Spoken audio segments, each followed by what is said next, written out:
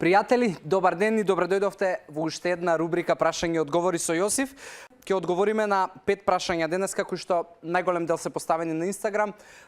Некаде 11 прашања добив изминатите 7 дена. 5 од нив ги издвои затоа што сметам дека треба да ги видите и слушнете и да ги дознаете одговорите и да добиете вредност, и секако и понатаму ве охрабрувам и ви заблагодарувам за интеракцијата. Ова е местото на кое што може да ја правиме таа интеракција и да ги поставувате вашите прашања. Тука си социјалните мрежи, тука си телефоните на телевизија Телма. Доаѓа од Сарджовска со долна црта Д, кој што прашува која храна најмногу прави да имам акне и како би можела да си помогнам.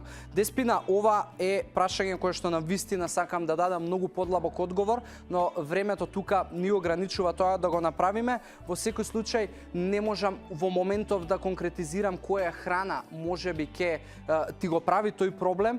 Дефинитивно треба малку подлабоко да се заинтересираш и можеби да направиш и испитување и да се обратиш кај доктори, и дефинитивно јас би ти препорачал да останеш и после оваа рубрика да слушнеш некои митови, дилеми и факти околу глутенот. Ке има една млада дама која што одлично тоа ќе го направи и ќе сподели нејзино лично искуство. Она што јас имам искуство со луѓе кои што сум работел, најчесто е тоа недоволниот внес на растителни влакна и преголемата конзумација на млечни производи. Затоа пробај можеби на месец-два исфрли ги млечните производи.